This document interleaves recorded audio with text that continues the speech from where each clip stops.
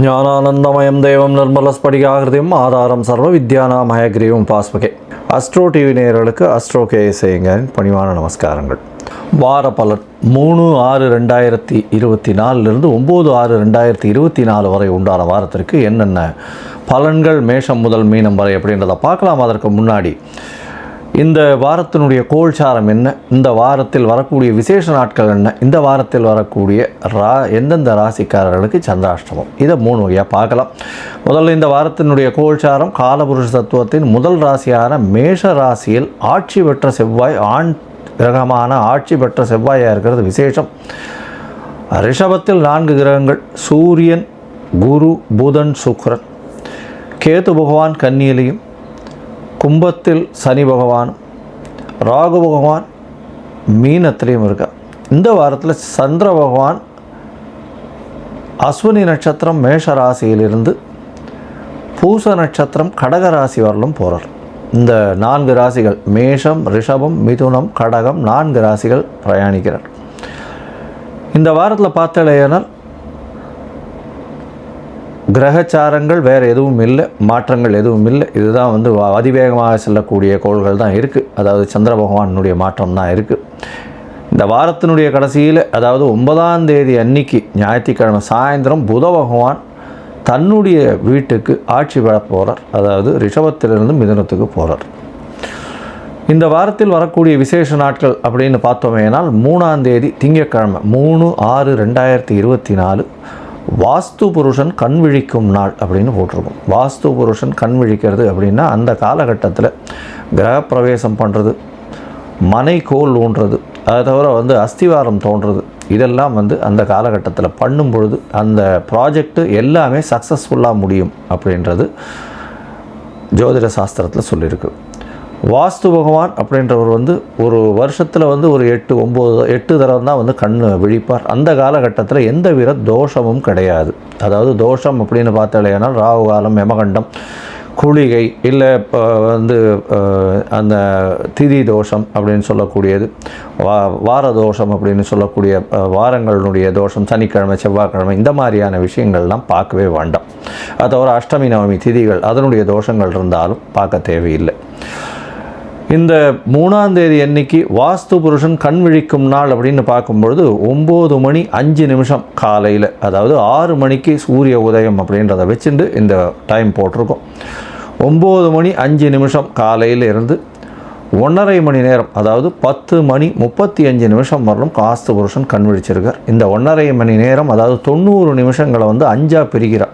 வாஸ்து புருஷன் கண் விழித்து அவருடைய காலை கடன்களை முடிக்கிறது, அதற்கு பிறகு அடுத்த 18வது நிமிஷம் குளிக்கிறது, அதற்கு பிறகு பூஜை அறையில் பூஜை செய்வது அடுத்த 3வது 18வது நிமிஷம், 4வது 18வது நிமிஷம் அப்படின்னு பார்த்தாலேயானால் போஜனம் செய்வது, 5வது 18வது நிமிஷம் தாம்பூலம் தரித்தல்.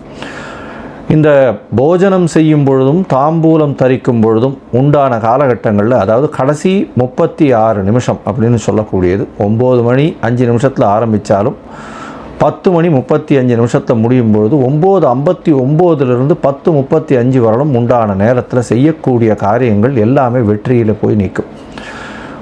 அதாவது இந்த ப்ராஜெக்ட் ஆரம்பிக்கிறீங்கன்னா கண்டிப்பாக வெற்றியை கொடுக்கும் அப்படின்றத சொல்கிறோம். ஏன்னா வாஸ்து புருஷன் கண் விழிக்கும் பொழுது எந்த ஒரு மன பூஜையை போடும் பொழுதும் அது வெற்றியில் கொண்டு போய் விடும். சரி, இதற்கு பிறகு பார்த்தோமேயானால் 4ஆம் தேதி அன்னைக்கு பிரதோஷ காலம். பிரதோஷ காலம் அப்படின்னு சொல்கிறது 13ஆம் நாள், அதாவது வளர்பிறையிலும் தேய்பிறையிலும் வரக்கூடிய 13ஆம் நாளை பிரதோஷம்னு சொல்லும். சாயந்தரம் சிவன் கோயிலில் பிரதோஷ தீபாராதனை ரொம்ப முக்கியம். எல்லா விதமான தோஷங்களையும் போக்கக்கூடிய ஒரு விசேஷத்தை கொடுக்கக்கூடியது இந்த பிரதோஷ காலம். பிரதோஷத்துக்கு விரதம் இருக்கிறதன் மூலியமாக கடன்கள் அற்று போகும், எல்லாவித பிணிகளும் அற்று போகும் அப்படின்றது ரொம்பவும் விசேஷம். பிரதோஷ காலத்தில் அதுவும் சாயந்தரம் 5:45 6:15 வரலும் உண்டான காலகட்டத்தில் அந்த தீபாராதனை காட்டுறதை சேவிச்சுட்டு தான் பிரதோஷத்துக்கு விரதம் இருக்கிறவா தீபாராதனையை சேவிச்சுட்டு அதுக்கப்புறம் பிரசாதம் வாங்கி சாப்பிட்டதுக்கப்புறம் தான் வீட்டில் போய் சாப்பிடவே செய்வாங்க. அன்னைக்கு மொத்தம் பட்னியாக இருக்கிறது, அதாவது உபவாசம் இருக்கிறது பெரிய விசேஷம். பிரதோஷத்தின் மூலியமாக நினைத்த காரியங்கள் கண்டிப்பாக நிறைவேறும். இப்போ வர்றது அடுத்து அமாவாசை வர்றதுனால தேய்பிறை பிரதோஷமாக இருக்குது. அதனால் எந்த ஒரு விஷயத்தையும் தன்னை விட்டு அகல வேண்டும்ன்றதை வேண்டிக்கிறது ரொம்பவும் விசேஷம். அதாவது தன்கிட்ட இருக்கக்கூடிய கடன் அகல வேண்டும், பிணி அகல வேண்டும், தனக்கு பிரச்சனைகள் இல்லாமல் இருக்க வேண்டும், இந்த மாதிரி வேண்டிட்டு இருக்கிறது பெரிய விசேஷத்தை கொடுக்கும். இந்த வாரத்தில் பார்த்தீங்கன்னா 6ஆம் தேதி அன்னைக்கு அமாவாசை, அதாவது சூரியனும் சந்திரனும் ஒரே பாகையில் வரக்கூடிய நாள் அமாவாசைன்னு சொல்கிறோம். இது ஒரு பெரிய விசேஷத்தை கொடுக்கக்கூடிய காலகட்டம். அதாவது மூதாதையர்களுக்கு செய்ய வேண்டிய கடமைகளை செய்யணும், தாய் தகப்பனார் பித்திருக்களுக்கு செய்ய வேண்டிய கடமைகளை செய்யணும் அப்படின்றத நினைவுறுத்துறதும், சூன்ய திதின்றதுனால எல்லா விதமான விஷயங்களையும் விட்டுட்டு மூதாதையர்களுக்கு செய்ய வேண்டிய கடமைகளை மட்டும் செய்யணும் அப்படின்றது இந்த ஒரு நாளில் குறிக்கப்பட்டிருக்கு. இந்த வாரத்தில் பார்த்தீங்கன்னா இந்த எல்லா விதமான ஏற்றங்களும் இருக்கக்கூடியதாக இருக்குது. இந்த வாரத்தில் ராசிகளை பொறுத்தவரையிலும் கன்னி, துலாம், விருச்சிகம், தனுசு இந்த 4 ராசிக்காரர்களுக்கு சந்திராஷ்டம காலம். சந்திராஷ்டமம்னா உங்களுடைய பிறந்த ராசியிலிருந்து 8ஆம் இடத்துல சந்திர பகவான் மறையும் பொழுது சந்திராஷ்டமம்னு சொல்கிறோம். சந்திரன் அப்படின்னு சொல்லக்கூடியவர் மதிகாரகன் மறைந்து இருக்கக்கூடிய காலகட்டத்தில் கண்டிப்பாக மதி மயங்கக்கூடும், தவறான முடிவுகள் எடுக்கக்கூடும். அதனால் முடிஞ்ச வரலும் இந்த காலகட்டங்களை தவிர்ப்பது நல்லது. வெளியூர் வெளிமாநில பிரயாணங்களையும் தவிர்ப்பது நல்லது. இந்த காலகட்டத்தில் உங்களால் முடிஞ்சதுன்னா அருகில் இருக்கக்கூடிய கோசாலையில் போய் அகத்திக்கீரை கட்டு ஒரு பசுமாட்டுக்கு கொடுத்துட்டு வாங்க. இதன் மூலியமாக சந்திர பகவானுக்கு உண்டான பரிகாரம்னு சொல்லக்கூடியது இது. அதனால் சந்திராஷ்டமத்தின் தாக்கம் வெகுவாக குறையும். இப்போ என்னுடைய மொபைல் நம்பர் ஸ்க்ராலிங்கில் கீழே வந்துட்டுருக்கோம். உங்களுக்கு எனக்கு அஸ்ட்ராலாஜிக்கல் கன்சல்ட் தேவைப்படுமாயின் நீங்கள் உங்களுடைய date, time, place of birth, உங்களுடைய நேம், பேரண்ட்ஸ் நேம் இதெல்லாம் அனுப்பிச்சிடனா. சந்தி இருக்கான்னு முதல்ல பார்க்கணும். அதாவது பாத சந்தி, சந்திரனுடைய பாத சந்தி எந்த ராசியோ அந்த ராசியில் இருக்கக்கூடிய பாத சந்தி இருக்கான்றதை பார்க்கணும். லக்ன சந்தி இருக்கான்றதை பார்க்கணும். அதற்கப்புறம் உங்களுடைய ஜாதகத்தை போட்டு நீங்கள் என்ன நட்சத்திரத்தில் இருக்கீங்க, என்ன பாதத்தில் இருக்கேன்றதை பார்த்துட்டு கோச்சார பிரகாரம் இன்றைய நிலைமை எப்படி இருக்குது, உங்களுடைய தசாபுக்தி அந்தரம் சூக்ஷ்மம்லாம் எப்படி இருக்குன்றதை பார்த்துட்டு அதற்கு உண்டான பலன்கள் என்ன அப்படின்றதையும் அதற்கு உண்டான பரிகாரங்கள் எளிய வகையில் என்ன அப்படின்றதையும் சொல்கிறேன். என்னுடைய கட்டணம் என்னன்றதையும் அதில் சொல்கிறேன். இப்போது மேஷம் முதல் மீனம் வரை 3/6/2024 9/6/2024 வரலும் உண்டான வாரத்திற்கு என்னென்ன பலன்னு பார்க்கலாம். சிம்மம், மகம், பூரம், உத்திரம் இந்த 3 நட்சத்திரம் 9 பாதங்களை கொண்ட ராசி. ராசியின் அதிபதி அப்படின்னு சொல்லக்கூடியவர் சூரிய பகவான். ராசிக்கு 10ஆம் இடத்துல திக்பலம் பெற்றிருக்கிறது பெரிய விசேஷம். இந்த சிம்ம ராசிக்காரர்களுக்கு பார்த்தோம்னா சப்தமத்தில் சனி பகவான் இருக்கார். அதனால் எதிராளிகளை, கூட்டாளிகளை நம்ப வேண்டாம். அதாவது எதிர்பாலினத்தவரையும் நம்ப வேண்டாம், கூட்டாளிகளையும் நம்ப வேண்டாம். நண்பர்கள் மூலியமாக சிறு சிறு பிரச்சனைகள் வரக்கூடிய வாய்ப்புகள் மிகவும் அதிகமாக இருக்கும். உடல் நலத்தில் கொஞ்சம் ஜாகிரதையாக இருக்கிறது நல்லது. ஏன்னா சனி பகவான் உங்களுடைய ராசியை பார்க்கறதுனால உடல் நலத்தில் பிரச்சனைகள் இருக்கக்கூடும்.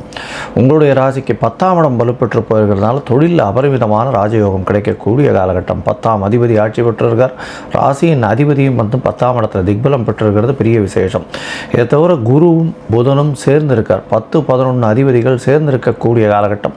இதை தவிர 9ஆம் அதிபதி 9ஆம் இடத்தில் ஆட்சியும் 10ஆம் அதிபதி 10ஆம் இடத்தில் ஆட்சியும் இருக்கிறது பெரிய ஏற்றத்தை கொடுக்க போகிறது. அதாவது செவ்வாயும் ஆட்சி பெற்றிருக்கிறார், சுக்கிரனும் ஆட்சி பெற்றிருக்கிறார் 10ஆம் இடத்துல. அதனால் இது தர்ம கர்மாதிபதி யோகம்னு சொல்லக்கூடியது. 9, 10 அதிபதிகள் ஆட்சி பெற்றிருக்கிறது தர்ம கர்ம அதிபதி யோகம் அப்படின்னு சொல்லக்கூடியது. உங்களுடைய வரவுகளில், அதாவது பண வரவில் ஒரு பகுதியை முடிந்தவரை நீங்கள் பொது காரியங்களுக்கு செலவு பண்ணக்கூடிய காலகட்டமாக இந்த வாரம் அமைய போகிறது. இந்த வாரத்தில் பார்த்தீங்கன்னா உங்களுடைய ராசிக்கு 8ஆம் இடத்துல இருக்கக்கூடிய ராகு பகவான் மூலியமாக திடீர் பண வரவு வரும். மறைந்த இடத்துலேருந்து செல்வங்கள் வரக்கூடிய வாய்ப்புகள் உண்டு. அதாவது ஷேரு, ரேஸு இந்த மாதிரியான விஷயங்களில் திடீர் பண வரவு, புதையல்கள் கிடைக்கக்கூடிய பாக்கியங்கள் நிச்சயமாக உண்டு. ஏன்னா 11ஆம் அதிபதியும் 10ஆம் இடத்துல இருக்கிறது பெரிய ஏற்றத்தை கொடுக்கக்கூடிய காலகட்டமாக அமையும்.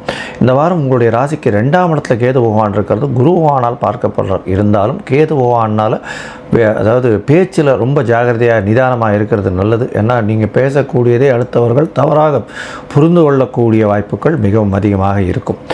இந்த வாரம் அதாவது 3/6/2024 9/6/2024 வரை உண்டான வாரத்தில் 5ஆம் தேதி கார்த்தால ஒரு 4:15 மணி வரலும் உண்டான காலகட்டத்தில் உங்களுடைய ராசிக்கு 9ஆம் இடத்துல சந்திர பகவான் இருக்கார். இது ஒரு பெரிய ஏற்றத்தை கொடுக்கக்கூடிய காலகட்டம். ஏன்னா 9ஆம் அதிபதினு சொல்லக்கூடிய ஒரு செவ்வாய் மிகப்பெரிய யோகர். உங்களுடைய ராசிக்கு அவர் ஆட்சி பெற்று போயிருக்கிறது பெரிய ஏற்றம். தந்தையின் மூலியமாக திடீர் பண உறவு வரும். மூதாதையர்கள் சொத்து வரக்கூடிய வாய்ப்புகள் உண்டு.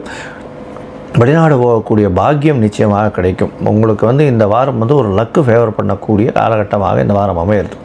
இந்த வாரத்தில் பார்த்தீங்களேனால் உங்களுடைய ராசிக்கு 10ஆம் இடத்துல சந்திர பகவான் போகிறார். 5 கிரகங்கள் சேர்ந்து இருக்கக்கூடிய காலகட்டமாக அமைய போகிறது. அதாவது 5 கிரகங்கள்னு சொன்னால் சூரியன், சந்திரன், செவ்வாய், புதன், சூரியன், சந்திரன், புதன் மற்றும் குரு, சுக்கிரன், இந்த 5 கிரகங்கள் 10ஆம் இடத்துல இருக்கக்கூடிய காலகட்டம் பெரிய ஏற்றத்தை கொடுக்கக்கூடிய காலகட்டம். தொழிலில் மிகப்பெரிய அபிவிருத்தி இருக்கும். அரசாங்க தொழிலில் இருக்கிறவர்களுக்கெல்லாம் நல்ல ஒரு ஏற்றம் கிடைக்கும். அரசியல் பிரமுகர்களுக்கு சிறு சிறு கஷ்டங்கள் வரும். ஏன்னா 7ஆம் இடத்துல சனி பகவான் இருக்கிறதுனால அதாவது இந்த உழைப்பாளர்கள் இவங்களுக்கு அகெயின்ஸ்டாக போகக்கூடிய வாய்ப்புகள் நிச்சயமாக உண்டு. இருந்தாலும் சூரிய பகவான் குருவோடு சேர்ந்து இருக்கிறதும் சுக்கிரனோடு சேர்ந்து இருக்கிறதுனால சுபத்துவம் அடைகிறார். அதன் மூலியமாக நல்ல ஒரு ஏற்றம் இருக்கும். எந்த ஒரு விஷயத்திலையும் பிரச்சனைகளிலிருந்து வெளியே வரக்கூடிய வாய்ப்புகள் உண்டு. வேலையாட்கள் மூலியமாக பிரச்சனைகள் இருக்கக்கூடும். இந்த சிம்மராசிக்காரர்கள் அரசியல், அரசாங்கம் இந்த மாதிரி தொழில்கள் இருக்கிறவங்க, அதை தவிர ஹெட் ஆஃப் த டிபார்ட்மெண்ட்டு, எந்த ஒரு விஷயத்திலையும் தலைமை ஏற்கக்கூடியவர்களுக்கு பெரிய பிரச்சனைகள் இருக்கும். இருந்தாலும் அதில் வெற்றி பெறக்கூடிய வாய்ப்புகள் உண்டு. உங்களுடைய ராசிக்கு 11ஆம் இடத்துல சந்திர பகவான் வரார். சந்திர பகவான் 11ஆம் இடத்துல வரக்கூடிய காலகட்டம் 7ஆம் தேதி கார்த்தால ஒரு 9:15 மணியிலிருந்து 9ஆம் தேதி மாலை ஒரு 4:45 மணி வரலும் இருக்கார். இந்த காலகட்டத்தில் 11ஆம் இடத்துல சந்திர பகவான் இருக்கார். 12ஆம் அதிபதி 12க்கு 12ன்னு சொல்லக்கூடிய இடம். அதனால் செலவுகள் அற்ற நிலை இருக்கக்கூடிய காலகட்டமாக அமைய போகிறது. வருமானம் அதிகமாக இருக்கக்கூடிய காலகட்டமாக இருக்கிறது. பணத்துக்கு பஞ்சம் இருக்காது. தொழிலில் பெரிய ஏற்றம் இருக்கும். உடல் நலத்தில் நல்ல ஏற்றம் இருக்கக்கூடும். அதை தவிர பேச்சில் நல்ல கவனம் தேவை. உங்கள் குழந்தை பிராப்திக்கு ஏற்படக்கூடிய வாய்ப்புகள் நிச்சயமாக இருக்கும். உங்களுடைய ராசிக்கு பார்த்தலையானால் 6ஆம் இடத்தை குரு பார்க்கறதுனால புதிய வேலை வாய்ப்பு கிடைக்கக்கூடிய பாக்கியம் நிச்சயமாக உண்டு. உங்களுடைய ராசிக்கு 12ஆம் இடத்துல சந்திர பகவான் ஆட்சி பெற்று போகிறார். 12ஆம் இடத்துக்கே வரார். 12ஆம் இடத்துக்கே வரக்கூடிய சந்திர பகவான் 9ஆம் தேதி சாயந்தரம் ஒரு 4:45 12ஆம் தேதி அதிகாலை ஒரு 1:45 வரலும் வரார். இந்த காலகட்டத்தில் பார்த்தீங்கன்னா சந்திர பகவான் 12ஆம் இடத்துல ஆட்சி பெற்று போகிறதுனால சுப செலவுகள் வரக்கூடிய வாய்ப்புகள் நிச்சயமாக உண்டு. இந்த வாரம் நல்ல ஒரு ஏற்றமான வாரமாக இருக்கும். இருந்தாலும் பேச்சில் மிகுந்த கவனம் தேவை. நீங்கள் அருகில் இருக்கக்கூடிய நாமக்கல் ஆஞ்சநேயரை போய் வழிபட்டு வர்றதன் மூலியமாக நல்ல ஒரு ஏற்றமும் மாற்றமும் நிச்சயமாக இருக்கும். கோதுமை தானியம் தானமாக கொடுங்க. நல்ல ஒரு ஏற்றம் கிடைக்கக்கூடிய வாரமாக இந்த வாரம் அமையிறது.